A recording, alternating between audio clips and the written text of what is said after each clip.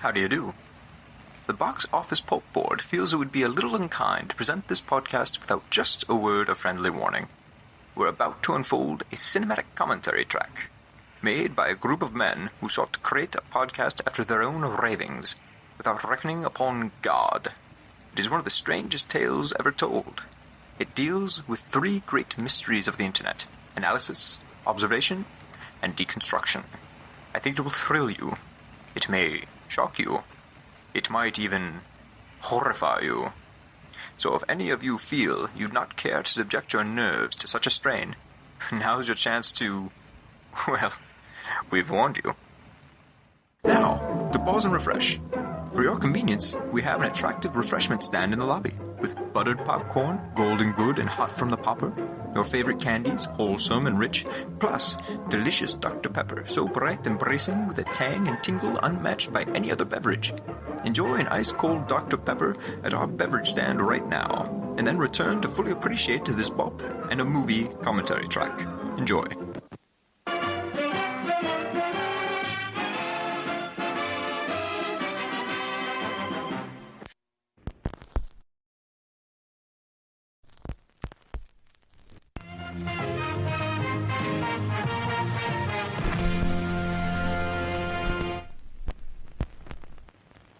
And then I just took a nap. I don't even do the intro. Welcome to the sleepiest episode of Box Office Pulp. We're rebranding. We're going to be like an ASMR thing where we just talk you to sleep during some of our favorite movies. Hello, I'm Robert Osborne. I feel like we would get famous doing that for some reason. I want to be the Joe Pera of movie podcasts. Cody Alf explains cinematography to you at night. Every episode is me describing the plot of the movie Werewolves. Once again, this would have been funny if people actually heard me talk about werewolves for the last hour. That was not recorded. Cody waxed so poetically about the time Frank Grillo was a United States Marine who was also a scientist fighting werewolves. In theaters now. It's good to have hobbies. In theaters now. I'm not releasing this until we actually record other Wax Museum movies. No, Mike, so it's going to be this is immediately dating us. No, it's going to be much funnier if we just keep saying, welcome back to Wax Month, which has now been extended to Wax Quarterly, which has now been extended to the Year of Wax, as it takes us 6 years to record 4 commentaries. I retitled it in a text conversation, Winter's Wax. And I'm just Winter's Wax. Season of Wax. We didn't say how long the season was going to be. Look, some stuff happened. Some tragedy happened to my life. I didn't really feel like recording. Trump got elected again. We didn't feel like recording. Stuff went down, and now we are returning from whence we came, which is covered in wax. Could we just actually spread this out to be seasonal? Like once every 4 months, we're like, here's a wax commentary. Enjoy. Who knows what's going to happen, folks? Maybe you get more wax, maybe you don't. I don't know. I'm just running the thing. So welcome to Box Office Pulp, your one-stop podcast for movies, madness, moxie, and tonight, the finest Italian imported wax you've ever seen. I'm your host, Cody. Joining me today are my co-host, Mike. Say hello, Mike. Oh, God, I'm going to puke. That's how Mike starts every phone conversation with me. He just calls me up in the middle of the night and says that. It's the only way I can sleep. Well, that's why we're making this into an ASMR podcast, so people go to bed without calling me up and saying they're going to throw up. How's everybody doing right now?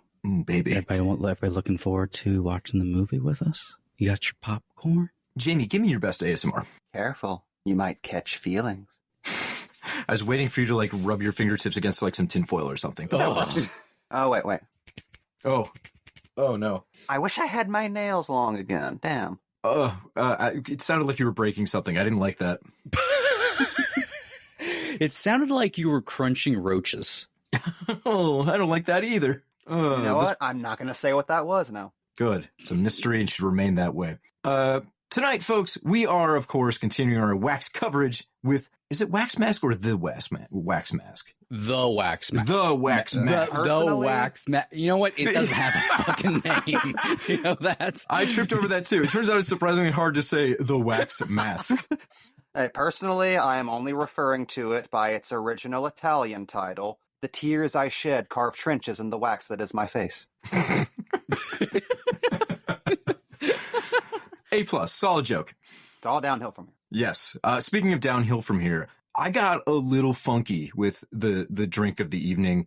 Folks, if you want to drink along with me, you're going to have to pause this podcast for about a week. But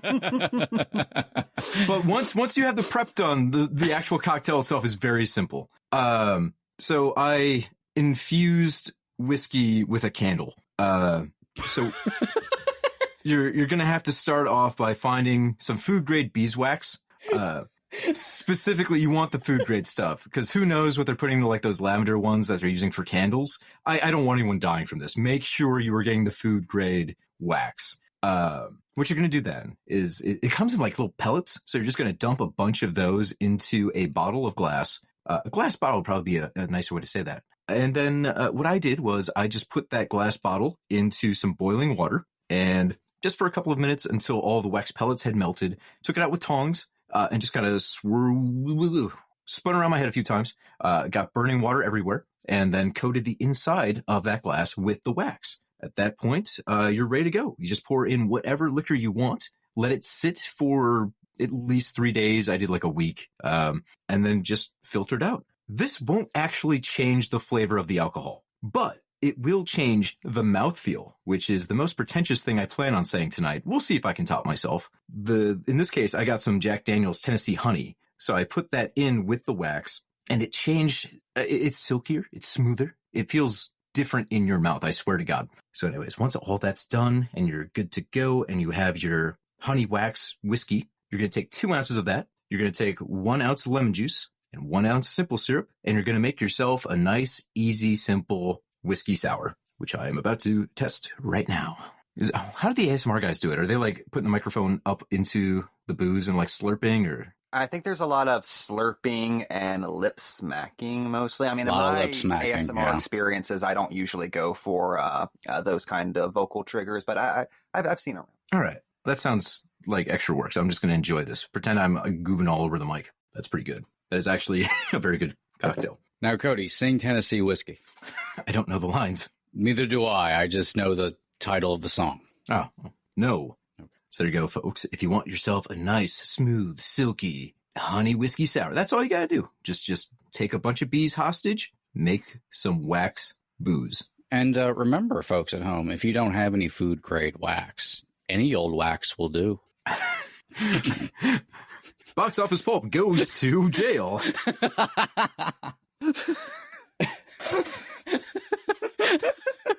Just because Ernest goes to jail, but it's Bop Guy. Box Office Pulp is innocent. No, he's not.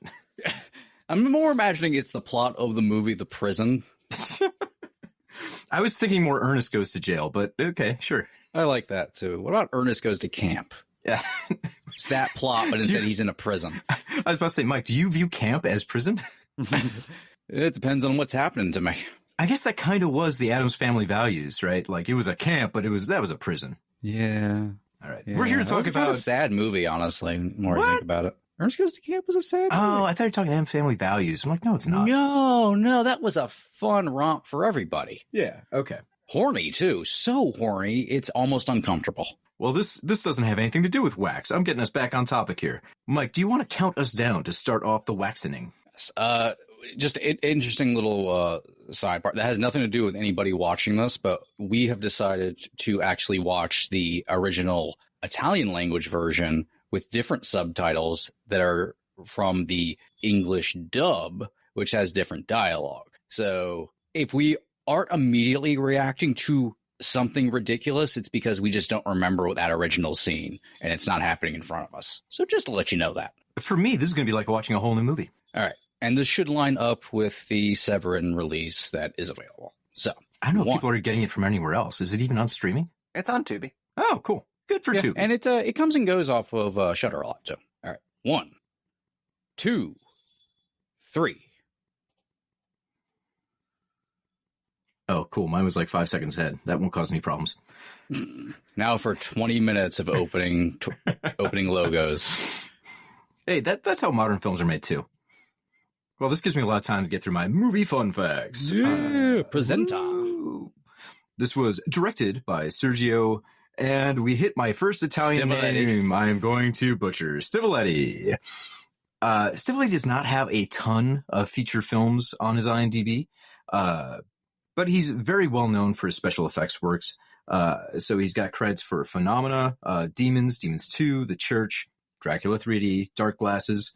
So he's still out there doing special effects in films. Speaking of which, that neat little Eiffel Tower composite shot we just passed, or I'm ahead of you, right? Are you seeing it right now? Yeah. Okay. The ludicrous CGI fireworks that just scream, it's 1997. They were excited to try something out, and they do. Stivaletti does admit, that shot does not work, but there actually was more that went into it than it seems, so which actually comes around to making it a little bit impressive for the time. Like, that was a hard shot, considering, too, you got the camera moving all over the place. You got the composite inside of the frame. They made that a tough shot for what I'm assuming was a fairly low-budget movie.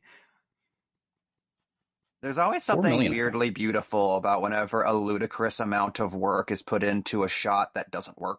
I like it, though. I actually legitimately like it. Oh, I'm obsessed with that one moment that's in, I believe, the extended cut of The Two Towers, where Legolas screams, they run as if the very whips of their masters were behind them, and then suddenly they're in front of a sunset. That is only in the movie because they nearly killed themselves filming that.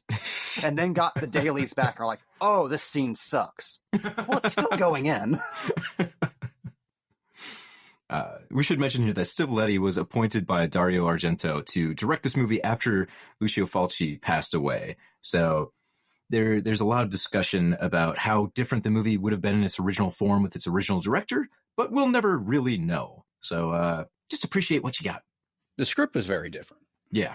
Yeah, if I'm not mistaken, the more steampunk sci-fi elements that are sprinkled in here were all Sergio, right? Yep. Yes. The original one was actually more of like a sweeping epic about like the history of like Italy, and it was supposed to take place in Turin, and didn't have like pretty much any gore. Was like the first draft, and Argento got very mad because, but you're Fulci, why is there no gore here? But he just didn't have interest in doing that at the time, and yeah, it was a lot more classical in that way. Yeah, Fulci, which is interesting because he was making this movie, or trying to make this movie, while in very poor health.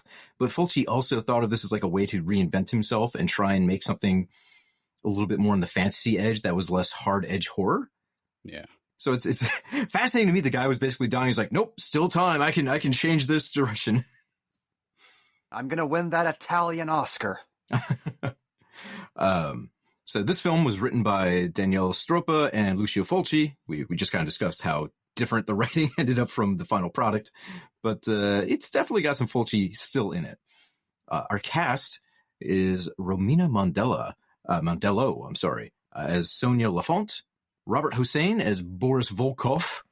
The rest of the Italian names were going to make me look like a real big dummy, so I have omitted them from my movie fun facts. Our cinematography is by Sergio Salvetti.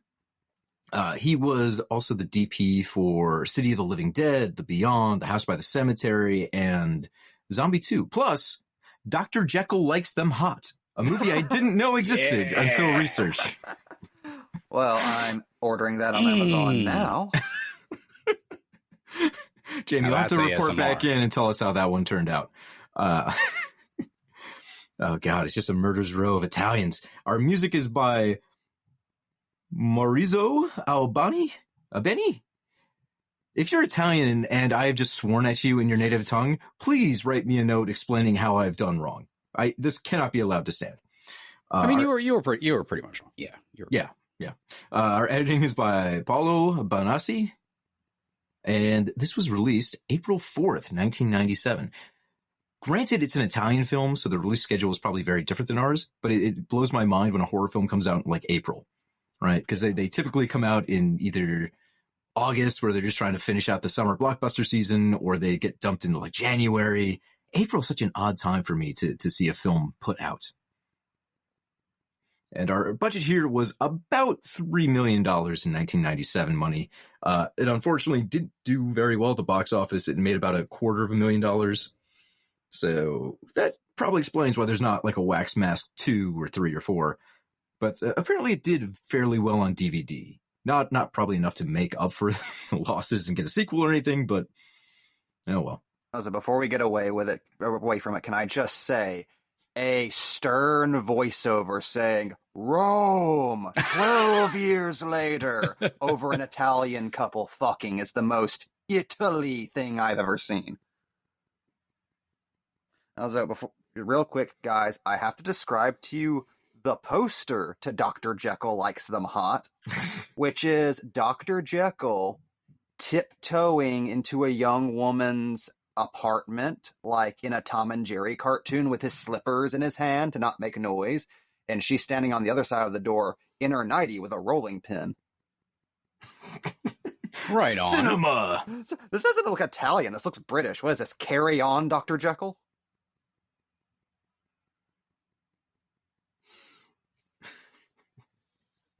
And my faith is my bed. It's an amazing line.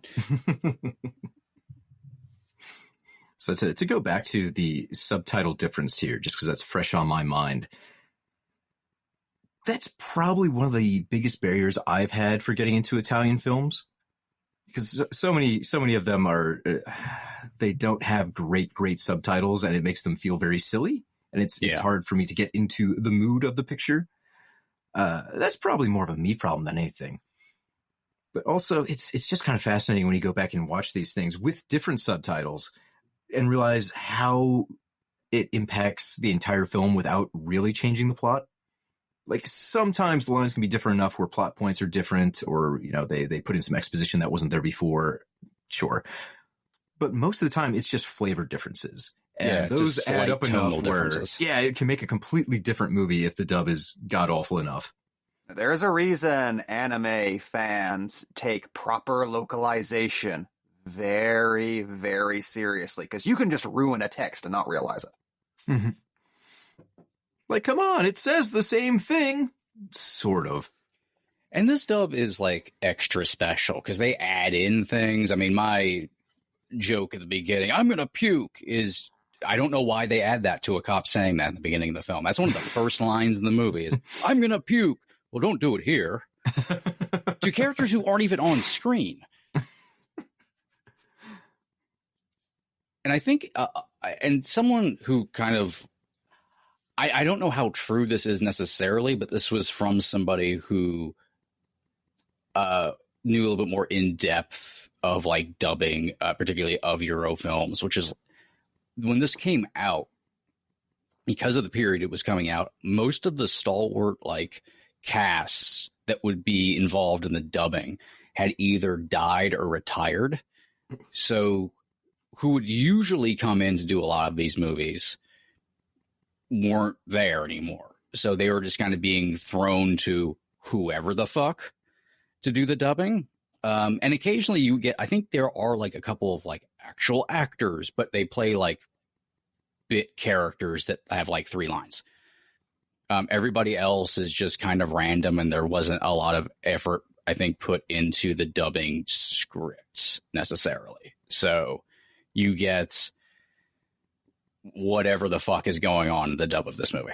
Well, it's like somebody making a parody of an Italian dub, because no matter the tone, everyone is so gregarious about everything.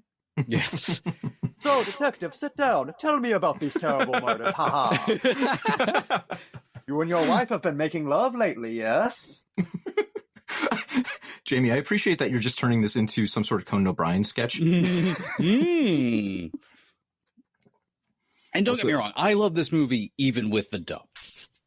I honestly, if I had to choose, like when rewatching this movie, I probably would go with the dub just for, I don't know, there's something, this is a very dark movie, but it's dark in a way that's so cartoonish and over the top. It occasionally borders on comedic. And while the dub doesn't make the movie funny, it just kind of adds to the slight dream-like, or like almost it makes it very quality. Pulpy. Yeah, very pulpy, yeah. Yeah, because this is like a fantasy horror movie. which I think throws people off whenever they watch it, because that means it has a very different tone. It's like I'm not comparing Suspiria and the Wax Mask together in any way. I just want to make that clear. But if you went into Suspiria and expecting just a normal ass horror movie, you'd be confused. But if you have fantasy on your minds, you okay, I can go with this. This kind of works the same. It is not like a straight classical horror movie. It's more of a fantasy movie. Well, I would interject. It's definitely fantasy, but this whole bit here, very gothic. Yeah, it's fantasy intersected with a more classical artsy horror. It's very Poe in a lot of sensibilities. Very much, yeah. Which apparently was what Fulci was going for whenever he was hashing this out with Argento, kind of like what you were saying earlier, going for more of a classical horror movie, something a bit more like something I could imagine Bava directing rather than Fulci. Could you imagine if Bava did this? I am colors. Right. I'd be down for Bava just remaking some of these. No offense to our current batch of filmmakers. Now, I was talking about this a little bit with Mike while you were preparing your drink earlier. I don't know what exactly I was expecting from Wax Mask, since I only knew Tom about Savini's it. Sorry. Cameo. That's actually his real head. The head he walks around with now is the dummy. That's the wax Not one. everybody knows that. He's a master. But I was not expecting this. It's specifically a murder at the wax museum story walked through a giallo that is also a gory late 90s slasher movie. And an extremely I'm not very familiar with I don't know if you'd call them neo giallos or what, but just 90s and beyond era giallos. But this is the first one I've seen that's post A Nightmare on Elm Street, and to me it's fascinating seeing what Americans took from giallo in the 80s and seeing that reinterpreted as a 90s film, and considering Sergio wanted England for the role initially, I feel like that's very intentional. There's a lot of Freddy Krueger-esque imagery in here. Well, it's funny you mentioned that, because I've always kind of stood by the idea that Scream is just American giallo. They took them and kind of filtered it through and went let's lose some of the wackier shit and keep the stuff that works. So it's Americanized giallo, more so maybe than just a plain old slasher. I think it has more in common with a giallo than it does necessarily even a typical American slasher like Halloween that it was aping. But that's a discussion for another podcast. Now we get to just a quick note. That would be an excellent episode or series, just what America did with the giallo, tracking that from Halloween to Nightmare to Scream and everything in between. That'd be cool.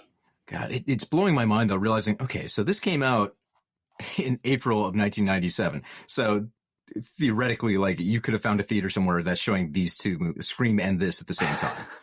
And they feel like they were made in completely different eras. I miss mad scientist labs and movies. Also talking about inspirations and what this movie feels like, I found it kind of interesting that on the special features for the Blu-ray, they get into it in two different spots, where the director, Stivaletti, mentions that he saw A Cure for Wellness and thought, oh, this is very much Wax Mask. Not necessarily accusing them of stealing his ideas. He mentions I don't know if the director ever saw my movie, but I feel like he took some of my ideas and stuff I would have put in a sequel and he made it into that movie. So I didn't think that was really interesting. Yeah. Yeah. So I guess if you're looking for a comparison, you could maybe go with the kind of tone you got from A Cure for Wellness. Obviously very, very, very different movies, filmed very differently, but some of the mad science ideas, and especially the gothic trappings towards the later end of A Cure for Wellness, are shared in this film. I feel like we're about 5 years out from the internet remembering A Cure for Wellness happened and then discovering it in a big way. I mean, I absolutely adore that movie, but it is also very long, so I can see why people would not necessarily revisit it because you need like 3 hours of your life to revisit it. I had to recently rewatch The Batman over the course of a week and a half, so I get that. Yeah. That's the thing, though. I love The Batman too, but yeah, it is a long one. Died from fright, you say? To shreds, you say? Also, unfortunately, I don't think the glowing eyes on the Medusa are a wonderful effect. Doesn't quite work. It feels like we're suddenly in a Harryhausen movie a little bit. Yeah, for something made in 1997, it just feels off. Like if this were made in the 80s, they would have had to actually make a puppet head that glowed with glowing eyes, and that would have been a much, much better effect. Yeah, Stivaletti really just wanted to experiment with the new effects that were on the market at the time.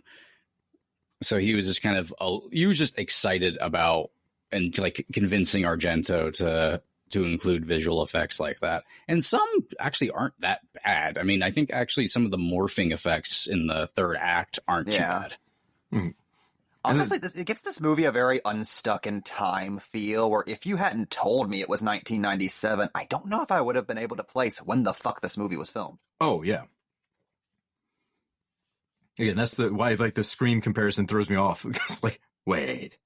Even the same year? No. Even the shitty CGI fireworks look like they could have been in a movie from 1993 instead. Also, I'm kicking myself in the ass right now because 1997 was when Scream 2 came out. Scream 1 was 96. All right. Yeah. Yep. I done goofed. I goofed. And so I could have walked out of this and then gone to the next theater to see Men in Black. Oh, God. Now that's a double feature. Watching this movie and just quietly from the next theater, you can hear boom, pa, boom, pa, boom, pa. We are Men in Black. I want to talk about go ahead. Something that Stivaletti brought to the movie that fascinates me, and why like one of the things I really dug about the first time I watched it, which is the alchemy aspect of it and making it more of a mad scientist movie instead of a angry artist. Mm-hmm. Because I want to see more people, more creatives come at a project with like this kind of idea of, okay, the thing is unrealistic, like turning people into wax statues. You can't actually do that. Like you can't just cover them in wax and call it a day. That's not how that works. That's where they drew the line. Like, no, that's not realistic. What we need is mad science. But here's the thing. What I love though is Stivaletti didn't go, now let's figure out how that would work in the real world. Instead, he went, if we're already going to be doing a fake thing, why don't we do a more fun fake thing on top of it? So alchemy and mad science. So he's actually like turning them into wax creatures who are then still alive, but they're trapped as wax statues. Mm-hmm. Do you so creative for a premise that we've seen so many times over the past history of filmmaking that every time really is just, and then they encase the body in wax, and it's scary. Well, it makes me think a little bit about why we don't have so many wax movies anymore. And one of the big things is, well, if you're going to be topical, why would you do a period piece and do wax figures? If you're trying to do someone making a movie about, playing God or making monsters in their own image, you're going to go with robots and AI. You're going to go for the new topical ideas. Yeah. So the wax figures don't necessarily make as much sense as they used to. But then you also have the fact that if for a wax museum piece to make any amount of sense, it almost has to be a period piece, which is going to be more expensive. If you've only got a couple of bucks in a camera, you're going to try and find something that you can film in a contemporary setting because it's going to save you so much on production. And I think it's unfortunate because you're not going to get things like this anymore unless you have enough money and you can convince a studio to go all in. I look at the Dark Castle House of Wax, which has to base its entire premise around what an anachronism that wax museum is. Yeah. Now, I shouldn't say there aren't horror movies that are period pieces, because obviously we do get a couple of those every single year that are lower budget ones that probably don't even play in more than like 2 theaters. But I imagine a huge uphill battle for those films to get made compared to, a contemporary set slasher film or something like that. Yeah, I mean, this got lucky. Horror westerns exist. Yeah. I mean, this got lucky because pretty much the Wax Museum itself is a place Stivaletti was already renting for his studio. Mm-hmm. And they just turned it into the Wax Museum. So that's how they were able to keep the budget down. Because he had 2 weeks to put this movie together. Yeah. Charles Band style. Well, and the whole origin here is kind of fascinating to me, too. Because I don't think Argento and Fulci were particularly close or friends or anything. No. But Argento still saw that Fulci was in poor health and didn't have money to cover his own health care. And gave him this project. They collaborated on this so he could help out another guy that he didn't even really like that much. Yeah, which fascinated me because I did not know about that until going through Mike's notes. And specifically, Argento did not like Fulci because he felt he stole his style. And the mental image of Dario Argento in a theater playing a zombie, shaking his fist and going, "That son of a bitch!" I was gonna do the eye effect first. It's a very sweet story, honestly, especially when you watch the behind the scenes stuff. Like, they didn't like each other, but Argento still gets choked up talking about Fulci and Fulci's death in a way that really will surprise you, because I just assumed Argento is heartless. But it was a big move. Like, oh wow, shit, that's surprisingly kind. And he kind of I don't want to say invents a story about how Fulci died, but you could tell he kind of wanted it to be poignant in some way. He doesn't know if that's that Fulci forgot to take his insulin because he was too wrapped up in watching a movie. It's you can't prove that necessarily. I mean, I guess you could by some context clues, looking around, what was going on. Yeah. But he just kind of liked that being the story. And there was something really nice about that. Sorry, we're missing the most menacing cotton candy scene. Also, dear God, they're doing a shit job on that cotton candy. Is that really what it was like back in the early 1900s? Because, how I can't imagine how a cotton candy kept on. I think I like cotton candy more if it's cloud-like that. Ugh. I like how it doesn't have any specific shape. It looked pictured an innocent day on the town in the 1900s. People walking by. Oh, look at the shadow man and his child. Dark back man when you could leave your kidnapping door a child unlocked at night, when everything made sense. we used to be a society. But going back to Argento wanting to give Fulci something to make him feel better. The thing that Argento and Fulci wrote before Wax Mask, they wanted to just do a remake of something they both loved as children, essentially. Mm-hmm. Something that they had some sentimental value to. They wrote a remake of The Mummy. Yeah, of all things. And they worked really hard, but then dropped it because they couldn't come up with a new twist on The Mummy. I would argue just Fulci and Argento filming a mummy one day would have been worth it. I'm kind of mad that didn't happen. That script is in a drawer somewhere. It's not like they hashed it out and were like, we just can't find the hook. You made the movie, you wrote it, and then decided that it wasn't good enough. That's somewhere. That's just in a drawer somewhere. Can we just for a second talk about what was going on with the color there for a moment? It just turned into a sepia thing for half a scene. Mm. And then immediately back to full daylight color, which is fascinating. And the wax vision. Yeah, the first time I was watching it, I was thinking oh, okay, maybe it's they've been out all day and it's a transition to nighttime and this is the sun going down. We're getting dusk. No, that's definitely not it. It's just wax vision. My God, the wax man can only see in wax. He's more wax than man now. Also, just to return to the Argento and Fulci thing again, because again, like this is something I didn't know the slightest thing about until going through the research. There's something so striking to me about the fact that they didn't talk. Like, there was like a distant rivalry, but they did not work in the same professional or social circles at all. But Argento was at a film festival in 1994 and just saw Fulci wheeled out by his agent in a wheelchair and just immediately thought, that's wrong. I hate this person, but no, he's an Italian horror director. This isn't right. We have to fix this.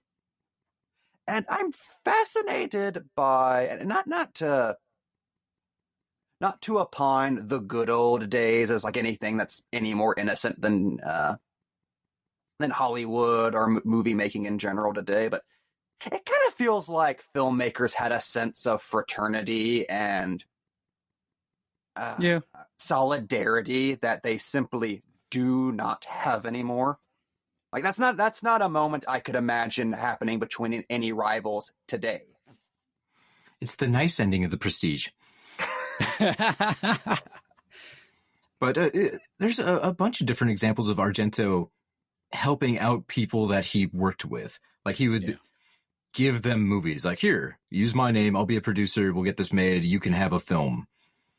And you know, it really paints Argento in a much different light when you realize he's helping out everyone. He's kind of doing the Roger Corman thing for his own group of Italian filmmakers.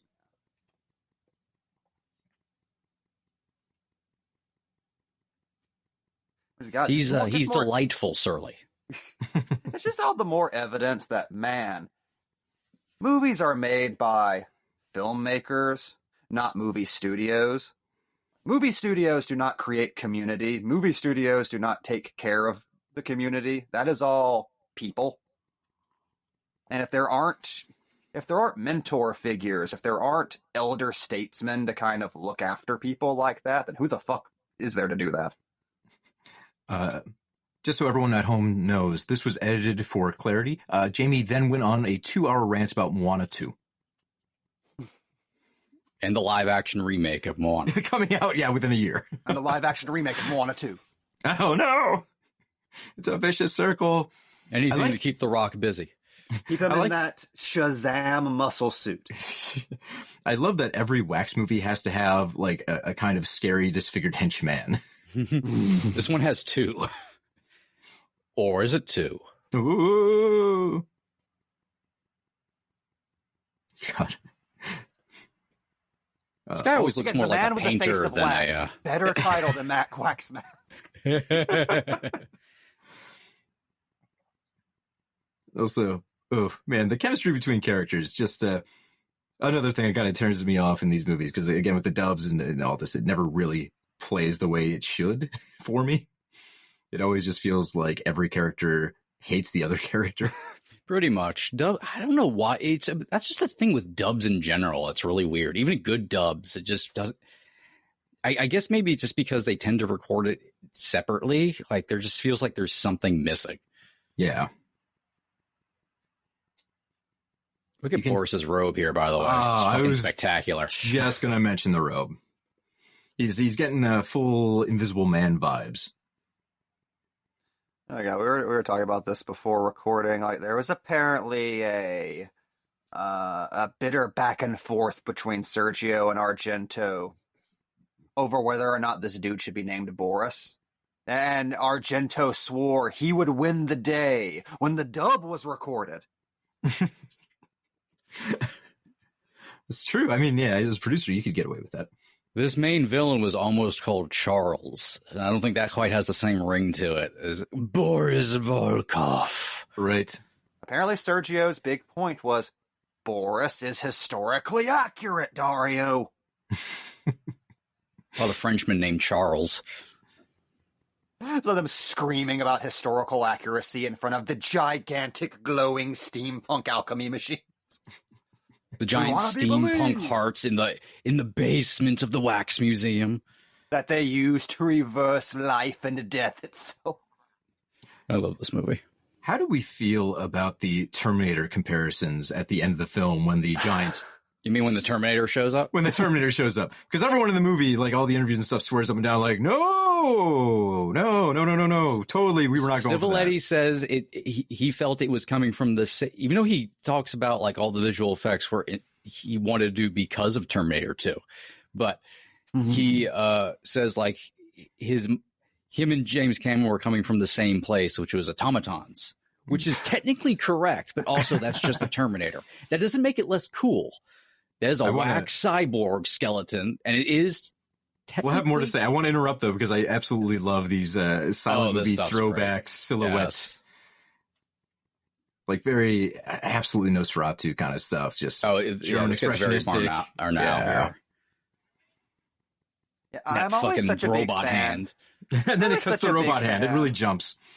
Big fan anytime a giallo turns its slasher into a full-on supervillain. Well, and the look here, too, you know, it's basically the look from House of Wax, you know, when Vincent Price is running around in his black cloak and black hat. It's kind of that. I know there's some hints in here that this is House of Wax. They obviously didn't want to totally remake that movie, but you can't tell me they didn't pull bits and pieces from that film. Legally, again, they're not remaking more like Tourist Trap. I mean, then they tried doing it's actually based on a Gaston Leroux story. Are we getting into that, Mike? Do you want to go into the backstory of... We can go into the backstory of that. So Argento and Fulci originally had this as... Wait. Why is... I'm sorry. I'm distracted by this mustache man. Which I think is fake. Actually, I'm not sure which facial hair is more fake. The giant goatee or the mustache? The giant goatee is pretty fucking spectacular, though. I wish I could pull that off. But, and ironically, all of this led to Argento's Phantom of the Opera.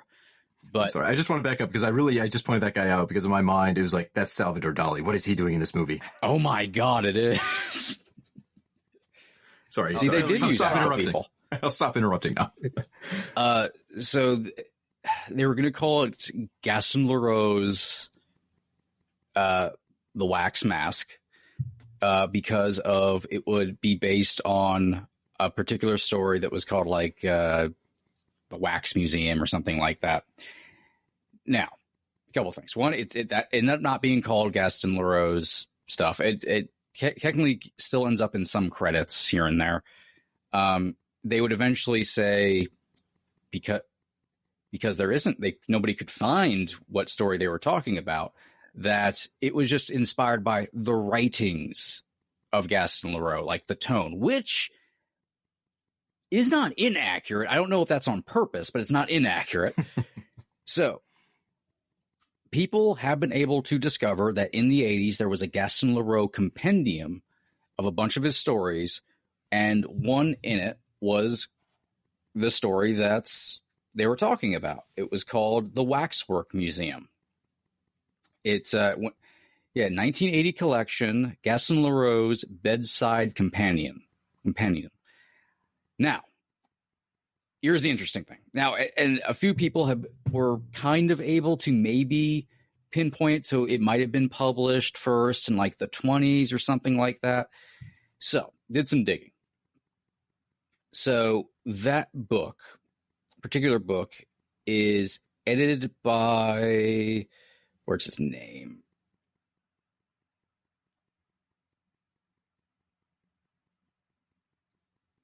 Peter Haining.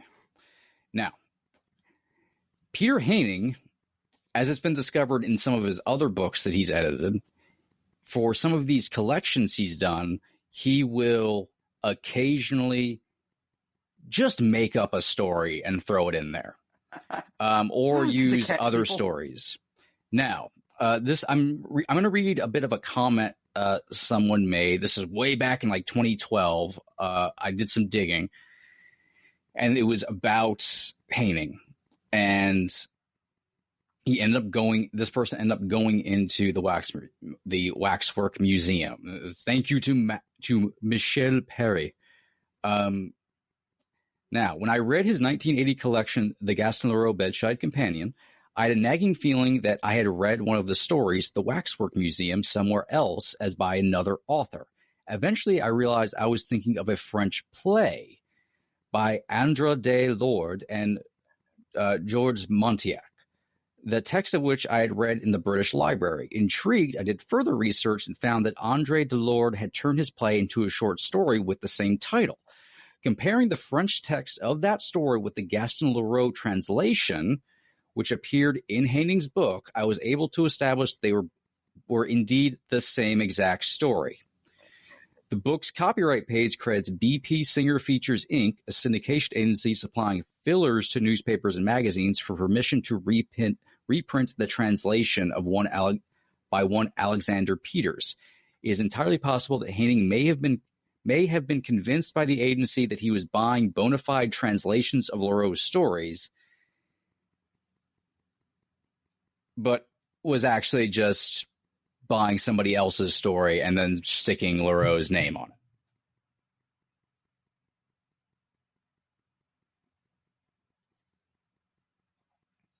it.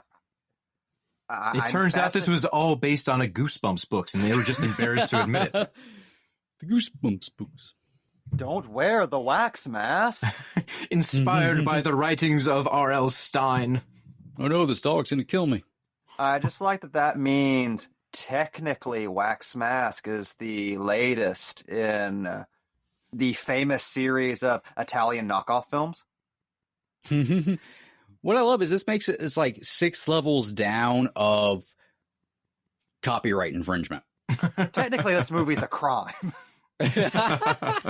We say over murder.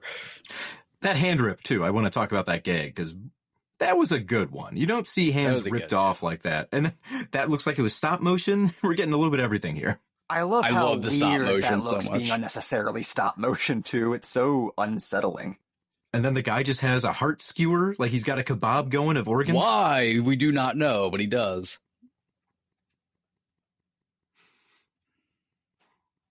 So I can definitely see the point of like, yeah, violence was inserted into this movie, because then you have these flashbacks where all of a sudden it goes from being this kind of drama to the Terminator ripping people in half and putting their organs on a spike.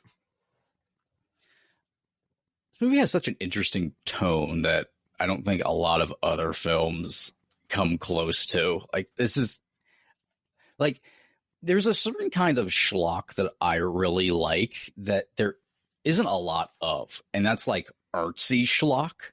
And this is like artsy schlock. I think that's how people described Hannibal season 3. Yes. Which probably actually does take a lot of its influences from the Italian horror genre. So full circle, baby. That first half, definitely. And I want to make sure. My mind always just goes to Shocker when I think of prestige schlock. Yes. Is this a subgenre unto itself, or is this just aesthetic? It's adjacent to the schlock genre. I think schlock is kind of like an umbrella genre, and there's little offshoots here and there. Well, I'm not just talking schlock itself, like artistic schlock. Like I want a like a fancy theater just doing a month-long playlist of artistic schlock and trying to group these together. Schlock. Yeah, Elevated popcorn. A24 schlock. Schlock 24. We're just playing Slice every day.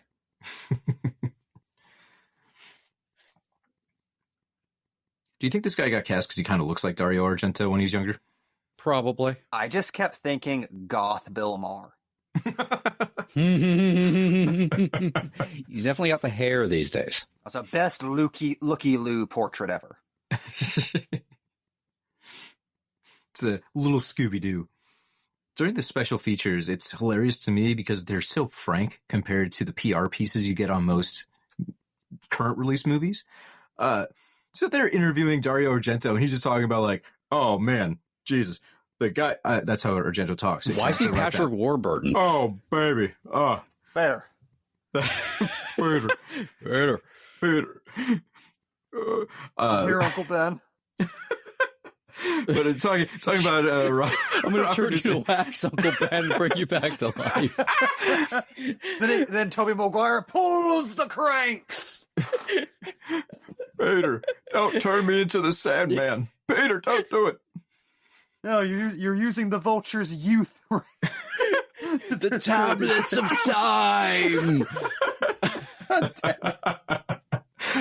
That's exactly what all the special features are like on the disc. It's amazing. No, so they're just very open about all the things that are going on behind the scenes. So the one that stuck out to me the most was Robert Hussein apparently was having an affair with one of the actresses in the movie.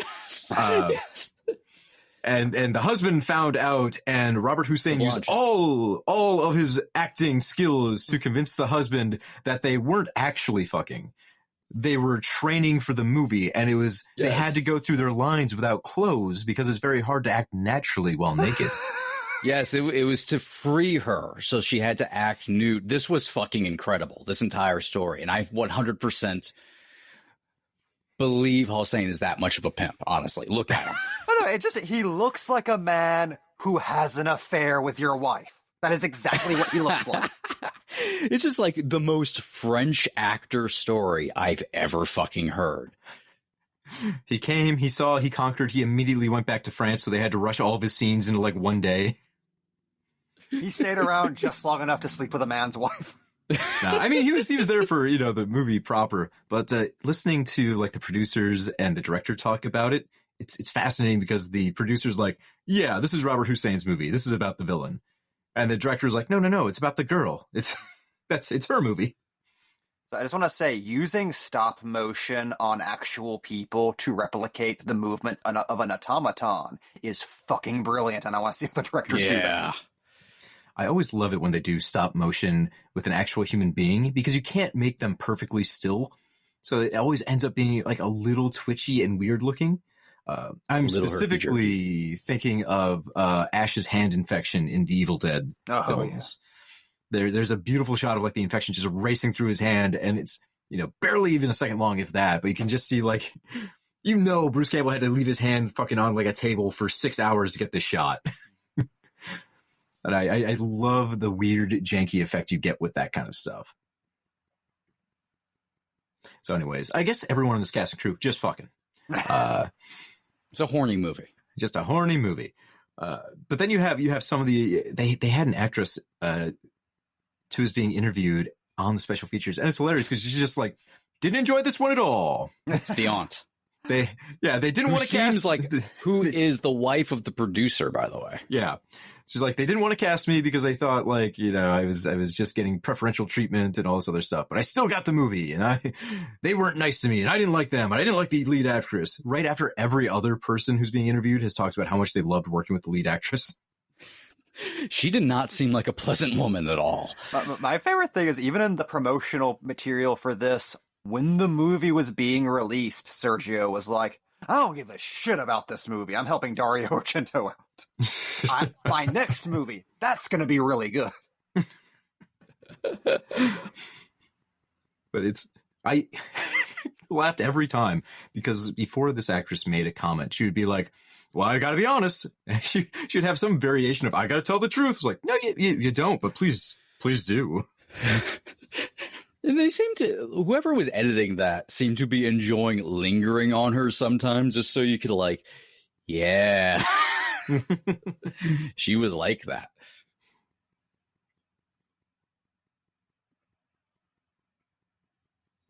I do appreciate Severin. I think it was Severin that put out the special release of this. Did a ton of interviews, which is got to be a hard sell. Because the collectors are going to get this and go, oh, it's in Italian, and kind of zone out or not pay attention or not even want them because of the language barrier. But they still put in the extra effort. They got interviews with the composer. They got interviews with the director. They put a new commentary in. They still went for it, even though there was that language gap. It's a pretty stacked release. Yeah. I don't know if this is just me, but it was so distracting the first time I was watching it. That's all I can think of now. There is something intangibly modern about this building in a way that's really like anachronistic, right? I don't know if it's just the way the hallway looked or something, but it's odd seeing someone in period dress walking around this. Yeah, I think the handheld also goes a long way of like taking something away from but not even in a bad way, like Michael Mann sort of period piece sort of way. That was the first thing that came to mind, because just think of Public Enemies and how strange that film feels because he's experimenting with digital handheld photography. And it's just like, but it's the 1930s. What's happening? Didn't they fuck with the frame rate too a little bit in Public Enemies? Yeah, well, back then I don't think there wasn't really frame rate on digital photography that was the same as film frame rate. So yeah, just there is a lot of extra frames, and it just made it look like people were wearing costumes, which is what they were doing. So there's just something too, like you expect if you're watching a movie about the 30s, it should just be like in black and white or something, you know? And it's not. It feels like this is wrong. This isn't the past. And it's weird because I remember American Gangster came out around that time. And I believe that was Ridley Scott. And yeah, that's a Scott picture. Weird. The second you get to like the 70s, it is perfectly okay for it to just look like a modern movie. Like your brain doesn't zone out, because like American Gangster is like modern Ridley Scott as fuck, and yet that it's not anachronistic. But yeah, the second the clothes significantly change, you have to change filmmaking. I think so. I think with like a scene like this, that handheld just makes it feel like you're walking around in the room, which makes it seem less artifice. Well, it's such a jump because they use it for that scene, and then we jump back to here, and these are all, like static shots of the torture dungeon with the mysteriously colored goo in the background and the electricity effects. And Stivaletti did not want to do handheld, but... Well, I think handheld would have been very difficult for the effects, right? If you're trying to rotoscope in all the lightning effects, that was probably, even in 97, I mean, digitally drawn in or whatever, that it's still, I'm assuming, much more difficult if you have a free roaming camera compared to something locked down. So why do I feel like either Mike Mignola or Guillermo del Toro had this particular scene in mind when they were designing Cronin? This feels, I mean, obviously there's no giant bugs or anything, but it looks like it could be a set from Mimic. Yeah. Also, I am obsessed with how this scene and the similar sequence at the end of the movie look so much like old sci-fi covers, especially the color palette. Yes. Oh, yeah. They're super old pulp covers, like old.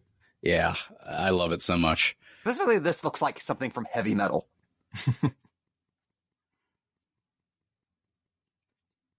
I'm just thinking, this actually reminds me of, not this specific effect going on right now of him waxifying people, but the whole torture dungeon just reminds me of something out of like old school Looney Tunes, like whenever they would meet a mad scientist. Because you'd have very similar kind of setups, electricity arcing everywhere and vials of mysterious goo bubbling. That's what I want. Bring that shit back. I want more mad scientist movies. I never really thought about it, but it's funny to think of how low-key the inspirations for those visuals were, and like just old like Universal sci-fi monster movies. And I think how much that was exaggerated in animation to the point where that just became what mad science looked like. And we're kind of talking over this, but I would wager to say this is probably Stivaletti's favorite part of the movie, like the way he kind of lingers on it. This for him is the big tentpole moment of the film, and coincidentally, it happens at the exact middle of the movie. So this is, in my mind, this is what he wanted. This is the whole reason he made the picture, because he wanted this scene. There's so much ooky going on. And to our earlier points here, this is their new in on the wax museum, because we've seen it a dozen times where someone is being covered in wax and being made into a living statue. And this gives it that fresh angle of, nah, it's not quite that. It's not as simple as dumping him in wax. They're being transmogrified.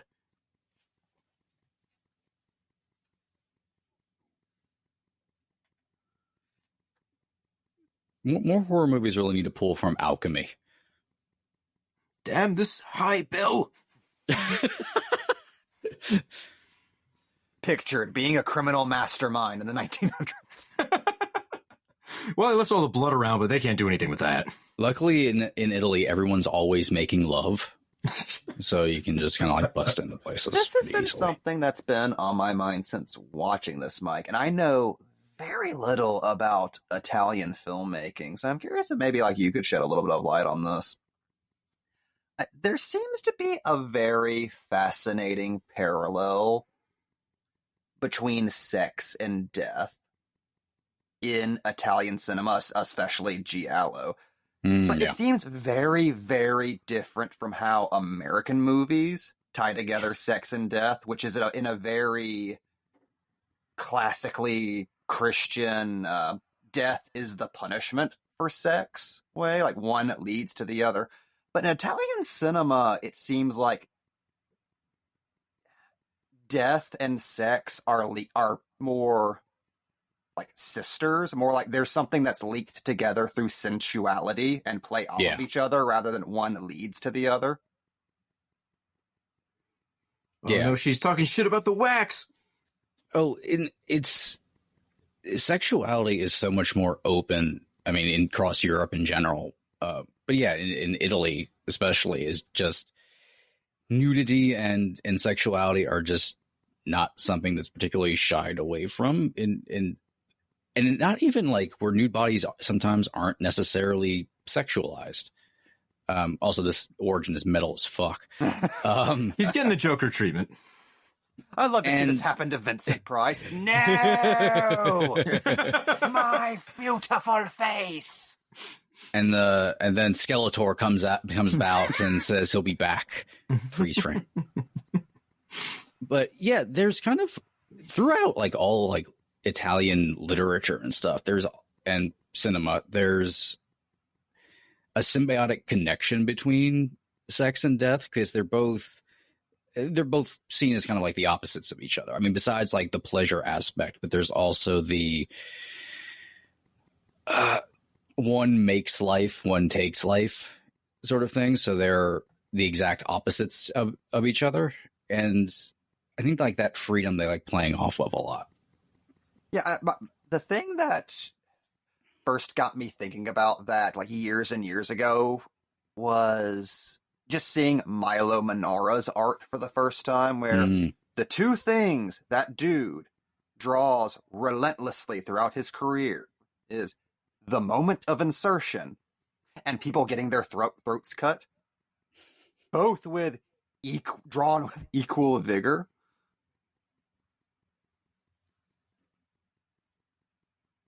So a while back, we mentioned the idea that this isn't exploring the wax museum as a form of artistry upon the creator.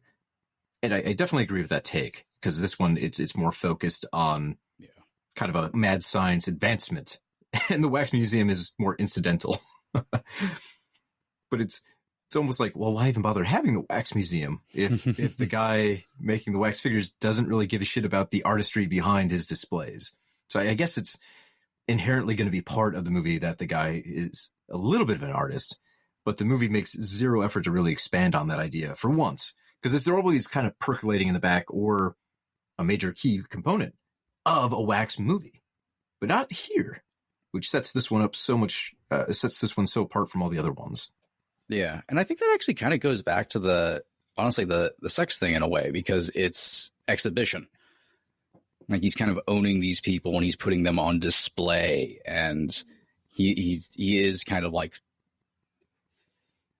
churned up in like some sort of sensual way about this. So he's doing these experiments, but also this is like his means to an end. Like he's creating this gallery of them.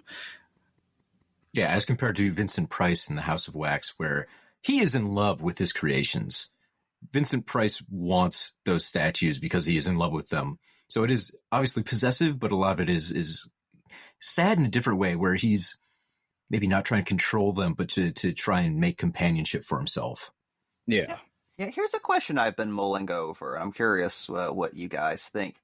Would you consider, if not entirely in form, then in function, A Bucket of Blood to technically be a wax movie? I rewatched it recently, and that was on my mind too. Because obviously it's not the exact same thing, but it's hitting pretty close, right? He covers his victims in a thick layer of modeling clay and turns them into art. Yeah.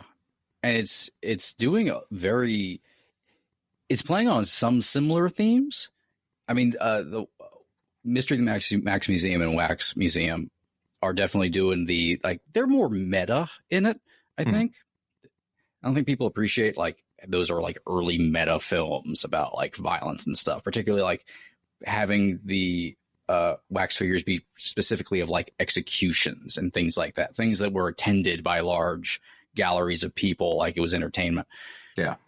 And in a way, Bucket of Blood's kind of doing a similar thing of using violence as a way to show art and create community and have building an audience, and because people crave that in some way, even if they're not consciously aware of it. I very much see most wax movies being about the relationship of a creator. They're about making art, and they want to make art, and that's the whole thing they're after. Whereas A Bucket of Blood, yeah, Dick Miller wants to make art, but to your point, Mike, he's doing it for the community. He wants to be part of the artist community, and he wants to be famous. So to me, that's kind of the line in the sand for A Bucket of Blood compared to House of Wax. He's not doing this necessarily because he loves art itself. He's doing this because he would like to become famous, and he thinks he might have some sort of skill. And the movie lampoons that whole community and how silly it is he'd want to blend in with these people, because most of them are, very goofy beatnik kind of guys. Lousy beatniks. I love that douchebag cool people have always plagued America, no matter what the generation. I found that very comforting when I first watched that movie. Here's another thought. We're talking about like themes in these wax movies, and how the desires of the artist play a part in that. Do you think that, and maybe this is more so prevalent in the really older wax movies, there's maybe kind of a vaguely Christian thread, or just a vaguely anti-human arrogance thread to these movies of, look at this jackass trying to essentially plagiarize God's creation. Look at somebody trying to turn something that is already in its idealized form into art, because now a person fucked with it.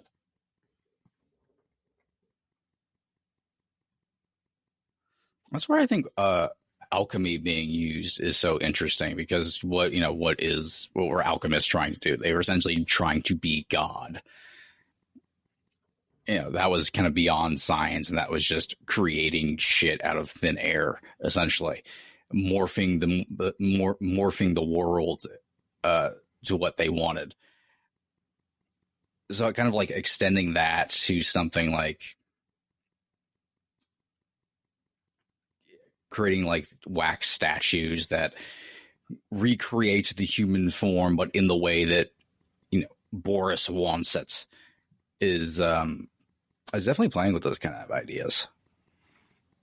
I've always seen the wax museum being an offshoot of the Frankenstein kind of story too. Making the body, controlling the body, and then Frankenstein takes a different jag because it starts talking about I'm terrified and regretful of what I've done. Normally in the wax movies, it's no, this is fucking great. I want to make more wax people. More wax. And in that line too, you can maybe even lump in stories about the golem. Anytime where a man has made a humanoid monster, something in his image but perverted. But very golem, which ironically, I think that was an actual real Gaston Leroux story that I think they did actually borrow from for this a little bit. I think the major differentiation between a golem story and a wax story would be wax stories are all typically about science, and the golem's going to be a religious story. So they can be shaped very similarly, but there's very different machinery under the hood. I think there's also, like, golem stories are more like direct vengeance. There's something more. The wax stories seem to be more about punishment than necessarily like straight vengeance. Like, there's a point trying to be proven, and not even directed at anyone specific, just the world at large. I mean, well, with Golem, right? It's always justified to begin. The Jewish community needs a protector, and they're given one. And then it goes too far, and they lose control over that power. So it's almost like the original nuclear power story, right? Like, oh no, we made nukes. We've won World War II. Oh God, everything's very bad now. As I feel like with the wax museum stories, what is a wax museum horror movie if not a movie about the horror of desecrating the dead? I mean, in every wax museum movie, what are the exhibits if not tainted grave sites, essentially?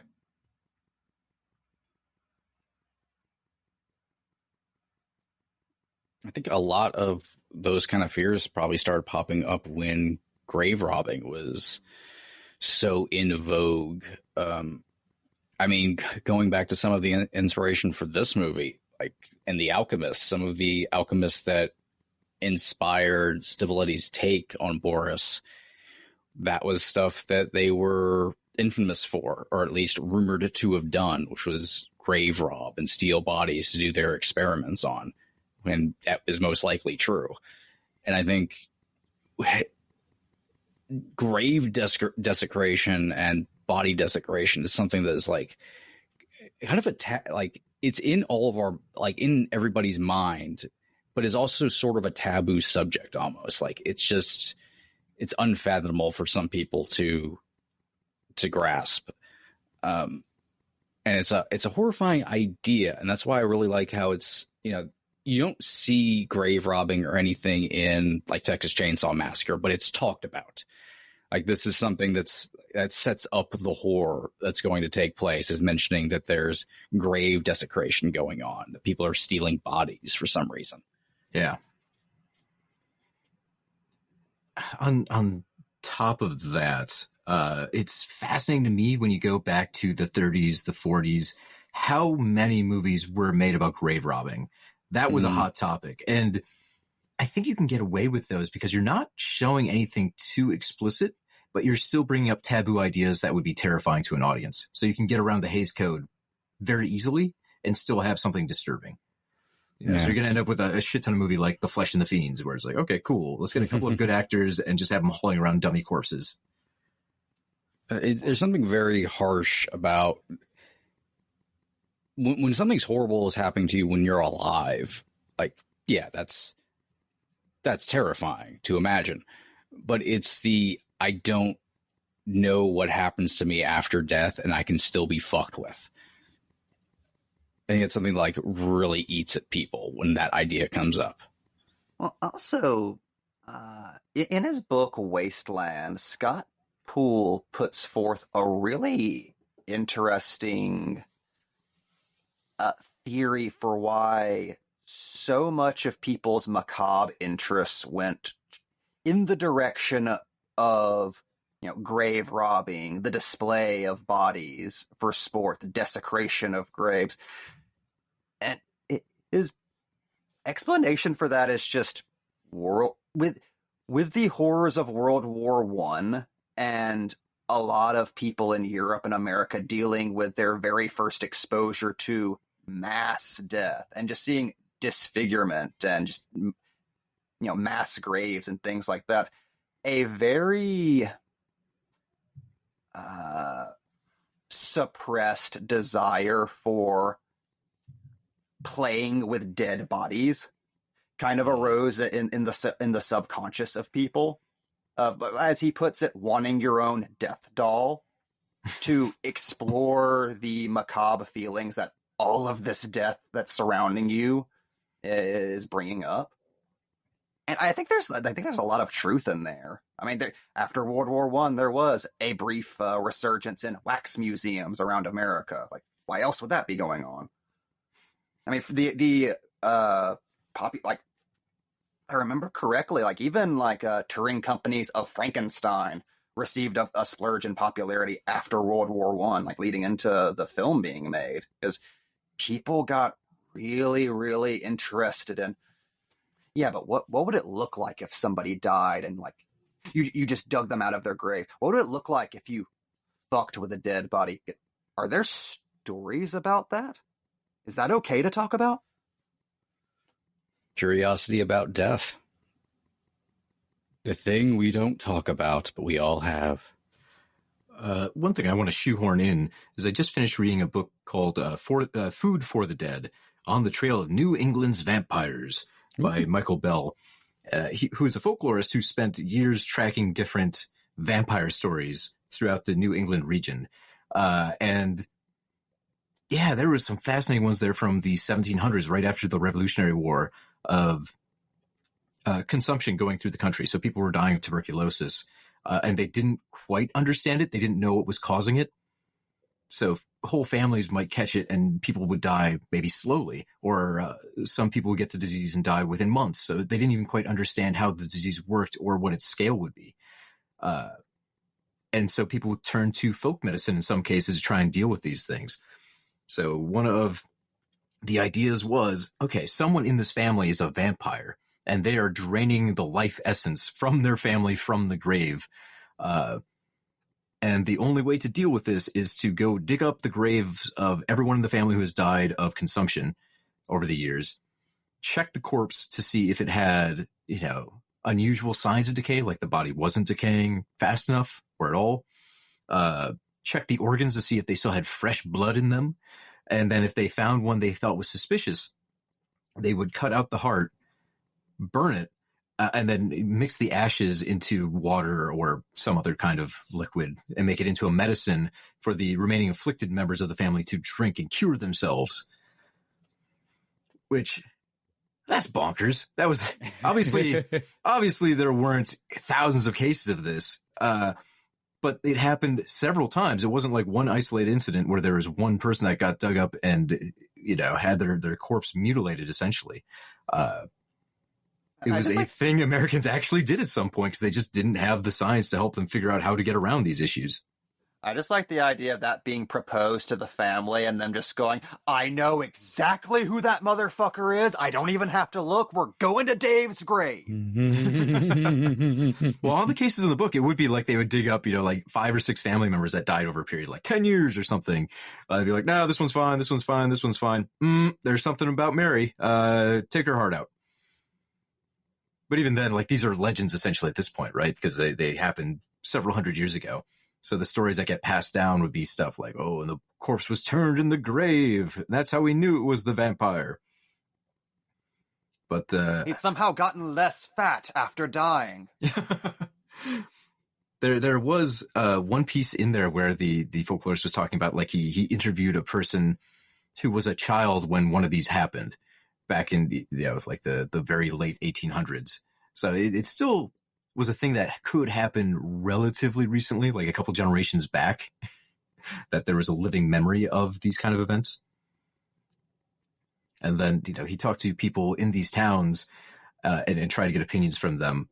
And it doesn't connect that neatly to the idea of corpse robbing, but it's in there because they still had to convince family members and community members that it was okay to dig up the grave of the dead and fuck with the body. Which led to some other interesting techniques too. Like if you had a suspected vampire, some of them, they would decapitate the head and put it by the feet as a way to tell the vampire, no, you're dead. You gotta move on. Your head doesn't belong come here. On, man. You know this. You gotta accept that you're dead. Yeah. Or they would turn the corpse around so it'd be facing the dirt instead of the sky. So that way, if the vampire's soul left its body, it would go the wrong direction and never reach its family members to torture them. I love how stupid some people think the universe is. Oh, you just have to fool that eternal spirit. Getting even further away from the point of this movie, I I love thinking about this. When a lot of these legends formed, this was well before Dracula was written, well before the movie version came out. So the idea of what a vampire was to someone in the 1700s bears zero resemblance to the vampires we think of when we think of Dracula. And that's the vampire now, right? Like pretty much all the vampire mythos is stuff we've pulled from Dracula. So the old folk legends of vampires, they might as well be talking about aliens instead of vampires. Like these are totally different creatures than what you would think. It wasn't a guy who popped out of the grave when the sun went down and started sucking blood. It was like some sort of corrupted soul that would leak out of the grave and go find family members and drain them of essence before returning back to its own grave site. Which honestly makes vampires. It makes way more sense to see, like, as an organic superstition to look at it that way than to imagine our modern interpretation of vampires as just a race of monsters. Yeah. Like, folklore is a lot less Dungeons and Dragons than you might think from the modern era. This is one of the best parts about reading through anything from Mike Mignola. Like when he's making a Hellboy story, he has done a lot of the folklore reading himself. So he's coming up with weird ass versions of monsters where it's like, hey, history said that's how it happened. They were just a bunch of entrails connected to a throat. That's what I love about his stories are always very fun because they're so different from like what you would expect a werewolf or a vampire should be. Oh yeah. And so I want to see more projects go back to like the old folkloric versions of things. That's what I love about the movie Vampire. Since that came before before Dracula, before Nosferatu and all that, the vampires in that are super like region specific. And I love that so much. Like all of the rules have nothing to do with any kind of vampire lore that would take over. It's all just very specific to like one area in the world of how these things operate. And like the whole, like, you have to stab them to the ground with like a steel pole to trap their soul to the earth and all that. And like it's. I'm going to interrupt for a second because this is probably my favorite kill scene in the movie. And this was full on Fulci. They took this from the script and didn't mess around with it much. The blood on the record player, the man next to his own face. It's a very Fulci scene. The only thing that's missing is eye gouging. Yeah, which I thought is where it was going when the guy initially pulled out, the ice pick. I still can't believe they didn't put eye gouging in as like an ode to Fulci. It was very surprising. I really, he just kind of stabs and you get this spurt of blood, but it would have made 100% more sense to me if he just gets him right in the eyeball. Oh, so I love that waxwork logo back there, by the way. Yeah, the melting face, very ooky. All right, we got another one, boys. Oh, well. We can still open, though, right? It's fine. It's fine. Just the bobbies from the Abominable Dr. Fives are there. Oh, it's all this then. Fives is like 5 points away from being a Wax Museum movie. I can kind of see that. I mean, it's like a 6 Degrees of Kevin Bacon kind of deal. You can probably make anything a Wax movie if you reach far enough. Granted, I guess a lot of Vincent Price movies kind of just become waxwork movies eventually, but without wax. He had a decent number of movies too, where he was like some sort of tortured artist, and that was his motivation. What was the Corman one where he was an actor? No, it wasn't Corman, but was it Theater of Blood? Theater of Blood, yes. Theater of Blood. He's having so much fun in that movie. What was what's the other one? Oh, there's The Mad Magician. Yes. So an artist of a different type, more of a performer. But I think Price made a good number of those kind of movies where he's playing some sort of insane artist. Why didn't they ever have him play like an insane cook? I'm scratching my head. I'm trying to think like, oh, wait, did he ever have one of those? He just had the TV shows where he'd show you how to cook. Yeah, the only time he played a chef was in Theater of Blood. Yep. I mean, it could have been worse, right? The early Vincent Price roles were all stuff like Tower of Terror kind of deals where they're just putting in these way back period pieces where he's some sort of like aggrieved, 1600s era kind of nobleman. Oh God! Speaking of, did you guys see that the Vincent Price cooking video is getting a prestigious Blu-ray release? It is? I saw that a while back. Fuck, that's awesome. But I saw it I'm pretty sure I saw that just the other day, like with the date and everything. So hopefully you're seeing a different one than I was seeing, because the one I saw was region locked. Ooh, it's possible. I'm just amazed that exists in general. Someone lovingly restored that. I would buy it if it was region free or I'm so down now. But yeah, the only one I'd seen was a release that was coming out that was going to be specifically for Europe.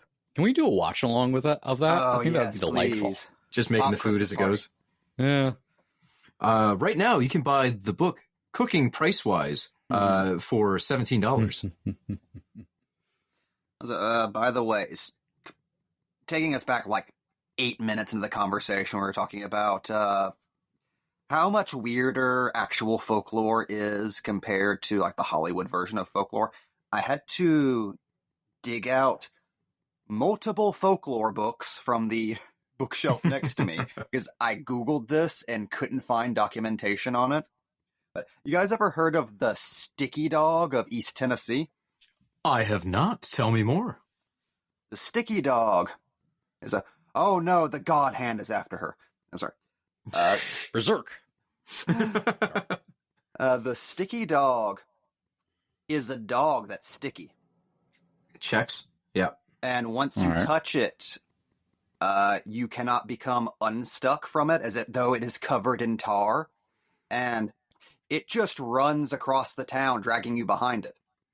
And if people touch you, they get stuck as well. So, like a human centipede of sticky dog. Yeah. So there's just the mental image of just a tiny little yappy dog running across a dirt road in Tennessee with like a building being dragged behind it. Which is also unrelated to the Tennessee long dog, which is a really fucking long dog that has no ass. Like, it just keeps going and going and going and going. Which, to someone in Appalachia, would be the scariest fucking thing they've ever seen in their lives. That dog ain't got no wind. I'm really glad a sticky dog wasn't what I thought you were going, which was whenever you ejaculate and it just kind of runs down and you don't clean it up. And that's what a sticky dog is. That's the Urban Dictionary version of a sticky dog. I hope people who are listening to this commentary were expecting that kind of visual. This is the kind of thing that drives people out of Tennessee. They don't want to live anywhere near a sticky dog of either variety. So I like how that was the joke being made over the visual effect of flying into someone's wax DNA.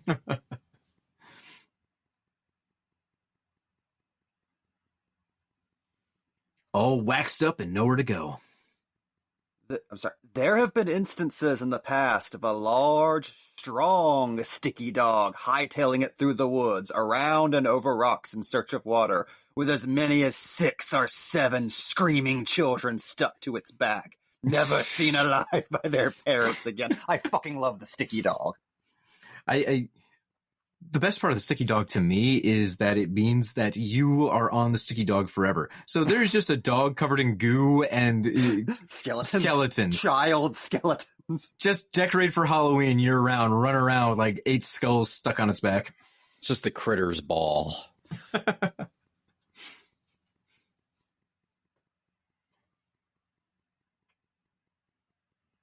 My God, I look awful in this photo.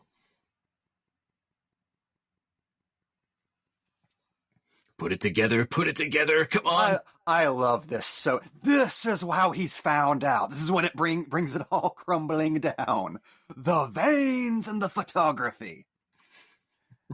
The amount of mad scientists that have been taken down by photography enthusiasts. That's why, like, it's a wax museum. You just put up a sign out front that's like, no photography, guys. Sorry, no. God, what do you think the over-under is on how many actual honest-to-God crimes have been solved inside of dark rooms? How in the many world of times movies or in real someone life? actually been able to go, oh, it was him, and then just blow the case wide open? That has to have happened at least once. I'm actually going to bet against it, except for maybe actually in like the 1940s. Like, God, pop culture did not prepare me for how little dark rooms would factor into adult life. Pop culture doesn't prepare you that dark rooms are actually dark. Oh, they're not just, they don't just have a red bulb in there? As it turns out, a dark room, is dark and can't have light in it. I mean, it's got to have enough where you can operate slightly. The red light thing makes a small amount of sense to me. I'm obviously it's not glaring like in the movies, but I feel like they probably have a little bit of light in there, right? I mean, I would imagine they have to have a little bit of something that's an exaggerated a ton, but yeah, a lot of photographers have said like, yeah, we just operate in the dark when we're in there.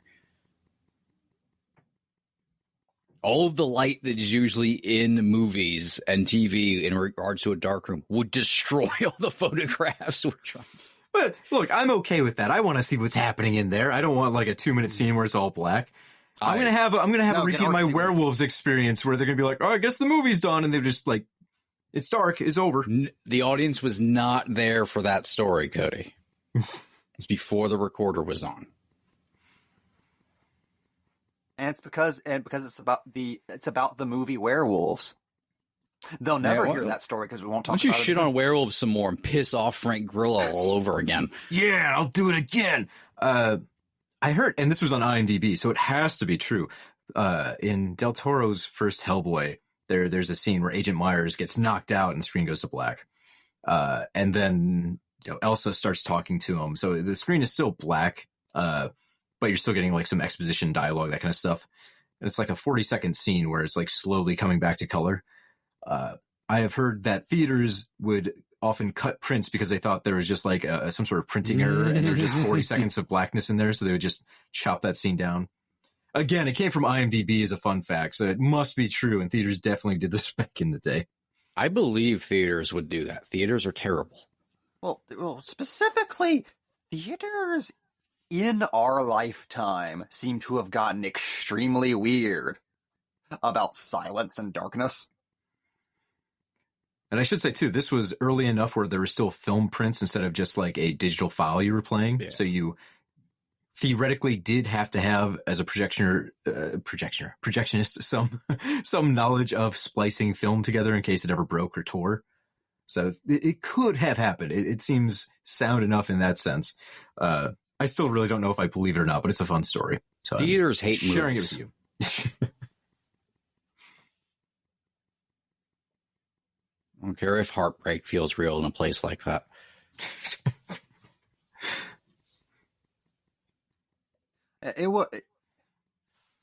I feel like people are going, like years from now, are going to be clowning on the fact that those Nicole Kidman intros became a meme because people thought they were stupid. And AMC interpreted that as, oh, people really like these. Let's air them forever. Why don't people go to the theater anymore? I mean, we tricked them into putting Morbius back in theaters. People don't understand what's going on online. I do not blame the internet on that. It's really hard to take this character seriously when none of his clothes fit. Just bugs me.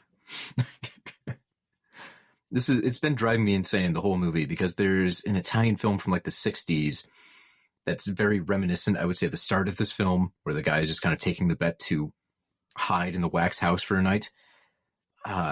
It's essentially the same setup, but the guy makes a bet with Edgar Allan Poe to like stay in a haunted house for one night and meets ghosts. And it's driving me nuts because I can't think of the title of that movie. And it's like, oh man, this is like, come on, somebody saw that thing before they made this. I like mischievous scamp Poe there. This is the worst blind acting I've ever seen, by the way. I just want to point that out. I'm very amused that this director went on to do the effects for Dark Glasses a couple of years ago. This gave me the experience. Italian blindness.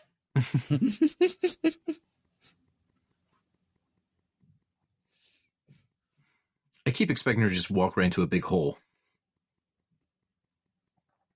Wax faces. Anyways, this was the actress on the special features that had all the dirt. Which it's a bummer too, because she's like, "Oh, I can't. That's all I want to say." After like bringing up 3 like nasty stories, like, "No, you've got more. Give it to us." Also, no one really had anything nice to say about her either. No, the director's like, I think she did a very fine job. I think she was excellent at being blind. And then it cuts to her being like, my performance I didn't like it. She didn't even think her own performance was good. I appreciate the consistency. She's very honest, yeah. Abrasive maybe, but honest. So you have to appreciate that. It's called being maximum Italian. I can say that because it's my people. You can't say that. I feel like Germans are allowed to hate Italians. Germans aren't allowed to hate anybody anymore. They lost that ability.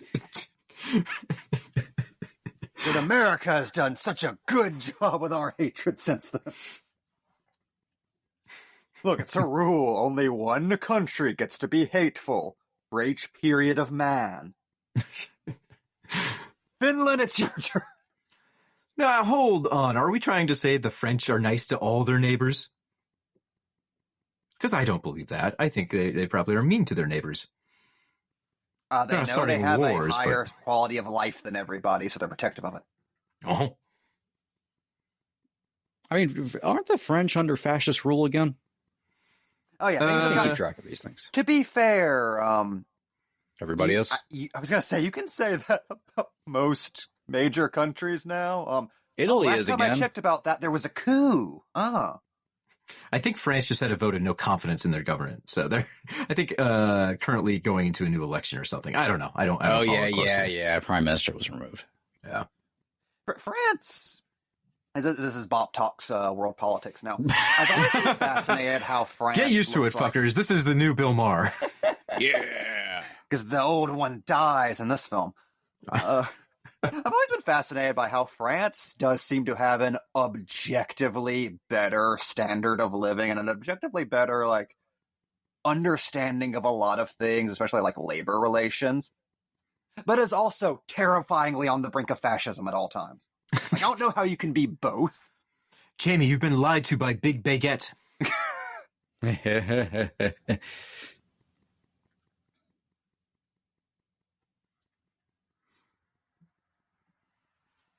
I do appreciate Boris's villain speech here in the third act. Like, no. I just pose them in the moment of death because that makes them immortal. There. It's not weird at all. You're weird if anything, for talking about I'm it. the good guy.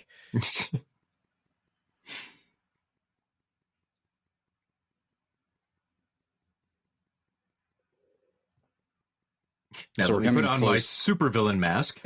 I love that mask so fucking much. That seems like one Trick or Treat studio should be making. They should get the rights to this dirt cheap and start putting that out for Halloween. That can't be expensive. It's rubber and a screen. So we're getting close to when Hossein actually leaves the movie because he didn't like makeup. So it's somebody wearing a mask of his own face, which actually has a cool uncanny valley quality to it that really works. That is a point we haven't gotten into too much about. Really, at these movies, it's the early version of the uncanny valley, all of them, right? The wax of, it's close to man, but eerily off. I think I mentioned it earlier, though, but the actor here had his own project he had to do, and the producer's like, I get his point. So they jammed all of his scenes together to try and film them in, like, well, not all of the scenes, but his remaining scenes together in, like, a day. So I'm sure that probably influenced some of the idea to, like, can we just make him a Terminator fully? God, if only they had done that on the Goldbergs, things would have been a lot less awkward. What just a pull. T-1000 Jeff Garland comes out and starts shooting the family. Oh God, he's not going to be here next season. I just imagine. I love imagining him emerging from Jeff, like he just busts out. Jeff Garland falls into a vat of molten wax, and a robot comes out.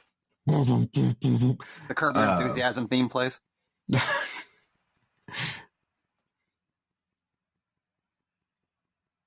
Boy, there have been like 9 murders here. We just can't get a clue. This is tough.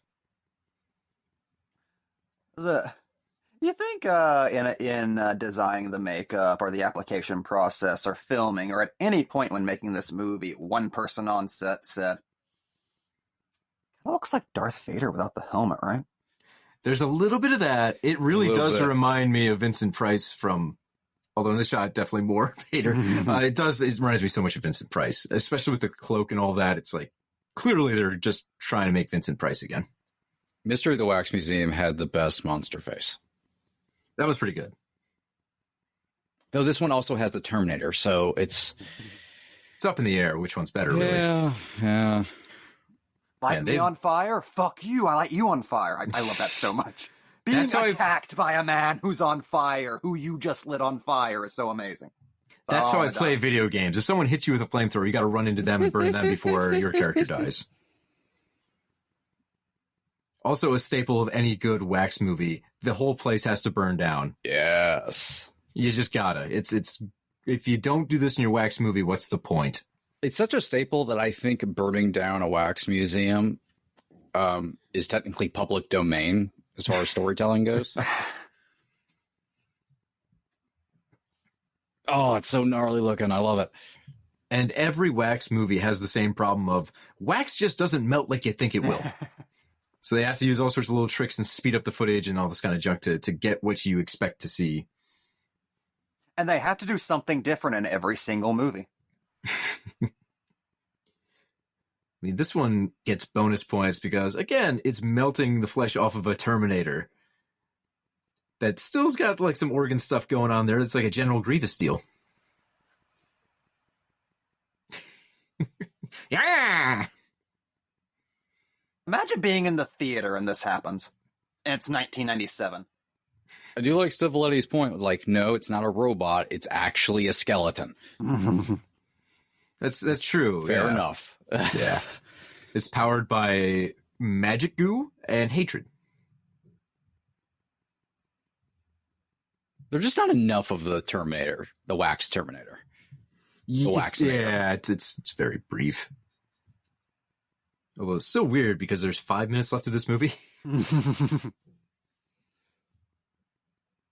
Daisy. Come on now or never. Right, yes, the burning building. And RoboCop comes out and steps on his brain. Dragging Ray Weiss. Bro, wrong way. No, you're going into the smoke. No! Mysterious stranger, get back out here. No, you can be loved now. The nightmare is over. But your hair. Slightly frustrating to me that this was 1997 and they didn't have a model of the wax museum that could just light on fire, so you get those not great fire effects coming out the windows. I love a good model being burnt down or exploded. And it's just so weird looking. Like, it's organic inside, but not like guts and whatnot. It doesn't. I mean, the building itself burning down too just doesn't feel that exciting. No, I mean, you can tell it's just a building is not falling into itself.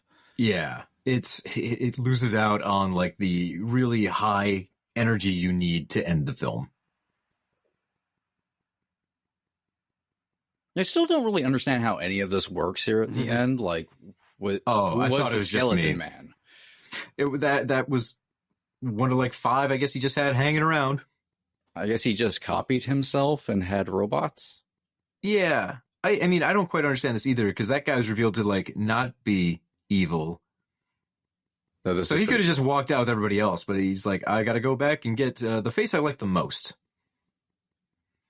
Considering you're like a wanted murderer, maybe just stick with the face that's been proven innocent.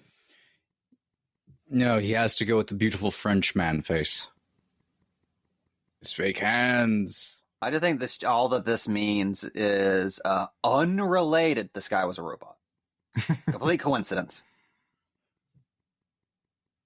How does she get that glove fireball. on? A good question. I do feel like it should be... Do you remember the Terminator 2 toys that let you inject goo onto the Terminator skeleton? Yeah. He should have a setup like that. Just baste him. His top hat. I always like it when the evil scientist gets away to kill more people later. Oh, and on that one, he gets away with a fourth wall break with that little smirk at the camera. So smarmy, that motherfucker. Turns out we were the wax mask all along. So there you have it, folks. We've actually managed to get 2 wax movies in the can. God, how many more of these do we have? How many are we doing? We're doing the Waxworks. Doing Waxworks. Mystery of the Wax Museum, and House of Wax, I believe, was the agenda. I think we're the main one we were grabbing, yeah. Yeah, there's some other ones. many others, folks. There's a lot, yeah. I don't think we've really gone through and made a definitive list yet. Wikipedia does, in fact, have a list of wax-based horror movies. I don't know if that's all-encompassing, but it does have a decent number. We're doing Waxwork 2. And we're doing these in reverse order, so we'd be doing Waxwork 2 first. That's true. That'd be confusing. Nobody's watched Waxwork 2. Now, it came out in a 2-pack when they put it on Blu-ray, so you got both movies. People probably put the second one in. It's about time. I feel like that's also the only reason anyone has seen the Wishmaster movies after 2 or just in combo packs. I refuse to watch Wishmaster 3 and 4. Refuse. I found out Andrew Devoff is the surgeon in Neon Maniacs the other day, and that blew my fucking mind. He is? Yep, I think that's his first screen appearance, too. How the fuck did I never know that? I love Neon Maniacs. He was the person from that movie who did something later. That's a weird thought.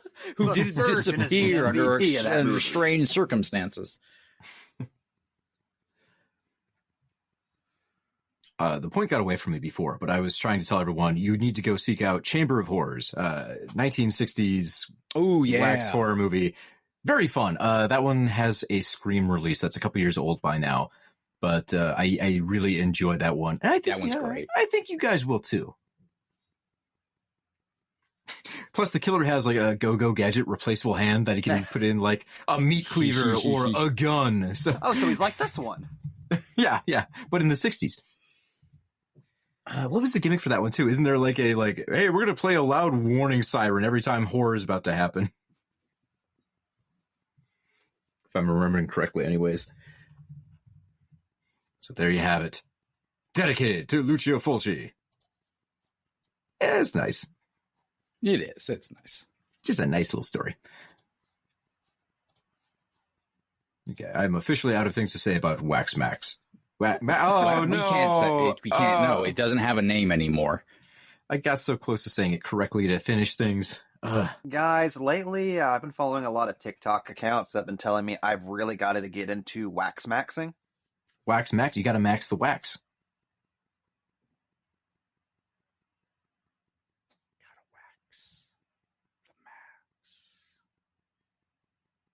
Did you get back into ASMR? Yeah, sure. Did you say? It sounded like you said mass. Mass. You got to give him the mass, the wax mass. Oh, also, we can do a commentary for Charlie Chan at the Wax Museum. Oh boy, let's not. Actually, Boris Karloff. How does that even work? Ooh, I watched the Boris Karloff Fu Manchu movie. And you know it's bad when WB has to put in like the giant like whoa guys. Look, that was some other dudes who made that one. That's just been sitting in the basement. I love those so much. The ones they put in front of the Warner Brothers World War II cartoons are hilarious. Like, whoa, we have never even seen these assholes before. We just bought the building. We're as mad about these cartoons as you are, ma'am. We're going to sell them, but we're ashamed. Gambling in this establishment. Prohibition. So maybe let's not do that wax movie. We'll do the Frozen Ghost, though. Oh, shit. Have I seen that one? Yes. Yeah, I have. And I remember almost nothing about it. Can we do commentary for the Tiny Toons episode? That's a parody of Bucket of Blood. Ooh. That does sound fun. That was in the Night Gallery parody. That was a fun episode. Okay, I think I found something we definitely have to do. You can buy it right now on Full Moon Direct. It is called The Exotic House of Wax. Ooh. Legacy of, this is the description, Legacy of Lust. Most wax museums are boring, but there's a new one in town. In this house of wax, when the heat turns up, the statues turn on. Instead of melt down, they strip down. The most beautiful, most powerful people in the history of the world, immortalized in wax, are about to come back to life for an extravaganza of ecstasy. 85 minutes. Well, okay, after that, I got to go take care of some personal business. So let's wrap this up. Folks, if you've enjoyed Box Office Pulp, we'll be back with more wax coverage eventually in our prolonged season of wax. You can find more Box Office Pulp wherever you get your podcasts. We've got boxofficepulp.com if you like going to our website. It makes me sound special being able to say that we have one. So check us out. Leave us ratings, reviews. Don't tell Frank Grillo I made fun of him in his new movie Werewolves or he will beat me up. I don't want that. I got enough problems in my life. Yeah, I think that's about it. Let's wrap it up and get the hell out of here. You get more out of life when you go out to a movie.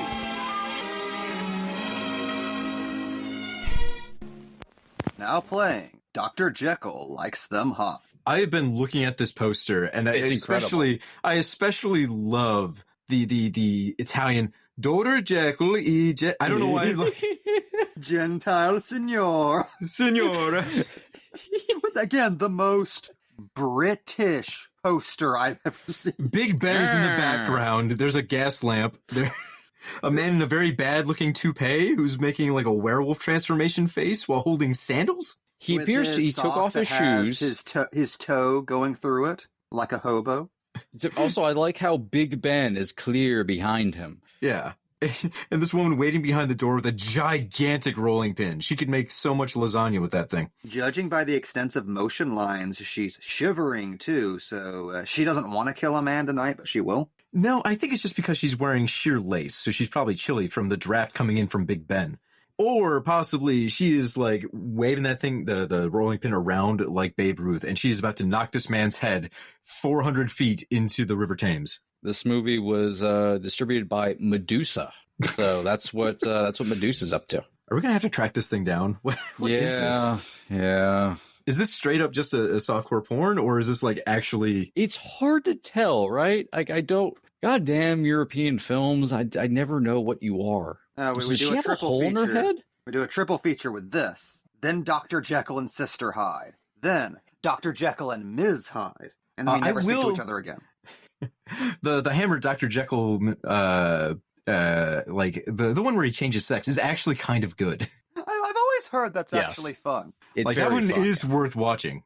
Surprisingly, considering like, oh boy, just from the title alone, this is going to be one that didn't age well. Ironically, it has to have aged better than Dr. Jekyll and Ms. Hyde, which, holy fucking shit. And better than the new one.